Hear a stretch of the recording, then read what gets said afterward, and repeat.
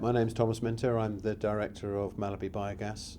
We operate the Ball Hill Farm biodigester in Warminster, Wiltshire. The operation capacity is 20,000 tonnes of commercially collected food waste, and we produce about 1 megawatt an hour of electricity on a 24/7 basis. Most of that is exported out to the national grid.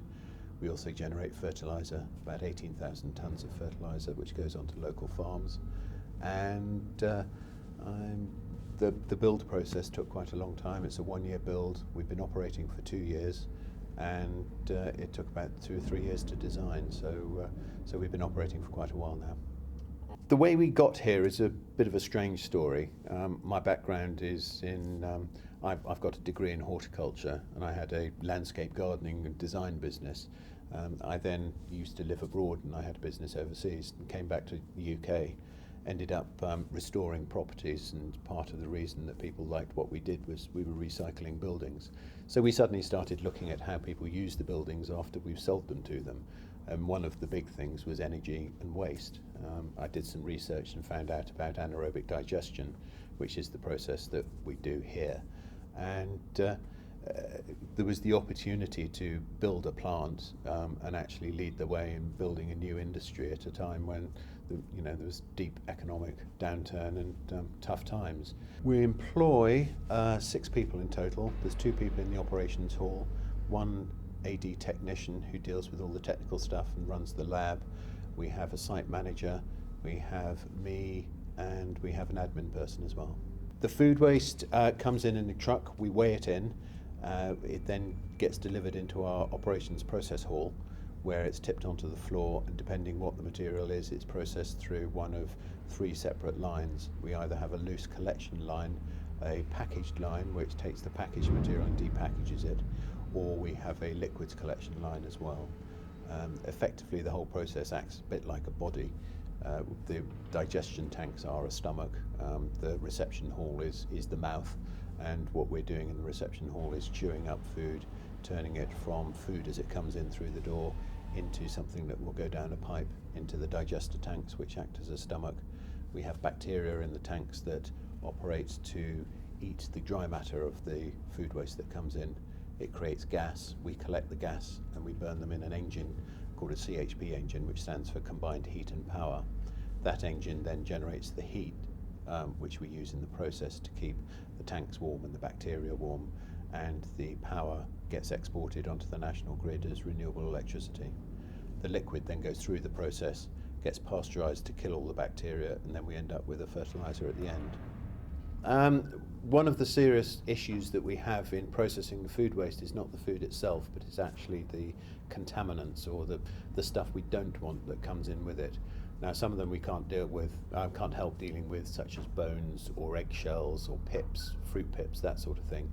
But then there's other stuff that is contaminants, such as batteries, knives and forks, bits of metal, cutlery, plastic bags, cardboard, newspapers, metal.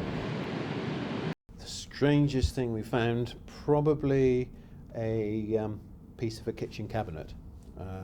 We've had several pieces of kitchen cabinets. I'm not sure quite how people decide that that's food waste. We do get a lot of glass, and as I said, the metal parts is normal.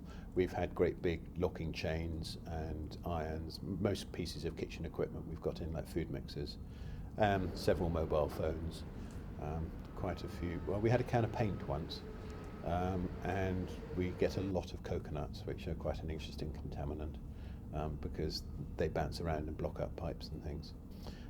We do have a lot of processes that are designed specifically to decontaminate, and we have a depackaging line. What happens is that the door on the end of the red hopper opens up, and it gets mixed with some liquid from our process, goes through a mixing pump that then pumps it through the large piece of equipment at the back, which is a macerator. The macerator chops it up even further, so that pulp is then being turned into a smooth soup, if you like, and then gets pumped through a pipe into the floor, and then from the floor it goes outside to the digestion process. So this is the last bit of transfer from being a pulp, visible material into a liquid, slurried, pumped type material. Here we process samples that we take of the food waste that comes in. That can include testing from different parts of the process, and we sample from all the feedstocks that come in as well, so we have a pretty good handle on the level of the process that we're actually undertaking, but also the material that comes in that goes into that process. Well, I think one of the benefits that people should bear in mind when they're actually disposing of their food waste to a place like this rather than throwing it in the general waste is that it's a much better use of resources. So they're already buying more food than they're going to be using, so if they can use less, that would be really good. But at least if they're using the material that they have spent money on as constructively as possible, then there are obviously the great sustainability benefits that I mentioned, but there's also sort of local health benefits. It means that you get less rats around waste bins and that sort of thing. Moving the food waste out of the normal waste stream means that the rest of the waste that you do throw away can be recycled. So suddenly, by moving food out of the waste stream, everything else can be recycled, and you don't need the landfills nearly as much as you would do. So it's a big sustainability push, but it's a very easy thing to implement. And once you get in the habit of it, it's something that you can continue to do for ages, and you're generating renewable power and contributing to sort of food security. If you imagine all the nutrients that have come in through the food that go to feed people but don't actually end up being eaten by people, those nutrients are released by the breakdown of the cell contents as part of the digestion process. Those nutrients are then in a liquid form that then end up in the digestate, and those nutrients can then be applied to the farm fields as fertilizer. The final output is the food, it's not the food waste, it's the digestate, which is the end product after the food waste has been processed. And the digestate is a low carbon, sustainable fertilizer which is used on local fields to grow crops for food production. Effectively, it's a renewable energy generating fertilizer. It's low carbon, it's non-petrochemical, so it's a very low impact fertilizer. And because the nutrients are readily available in the liquid, it's actually very good for crop growth. So you tend to get a very strong, lush growth off the fertilizer that you apply. So a crop growing on fertilizer, digestate fertilizer, would have a much higher growth rate. That displaces a lot of high carbon petrochemical fertilizer and is a sustainable or a more sustainable way of producing high yielding crops. If it was to go to landfill, then it would sit in the land and it would rot down. It would go through the same process that we do here. So it means that the methane that is generated as part of the gas that is created, that would be emitted through the landfill and would percolate out through the land, go up into the atmosphere. And methane is 22 times more damaging to the atmosphere than carbon dioxide.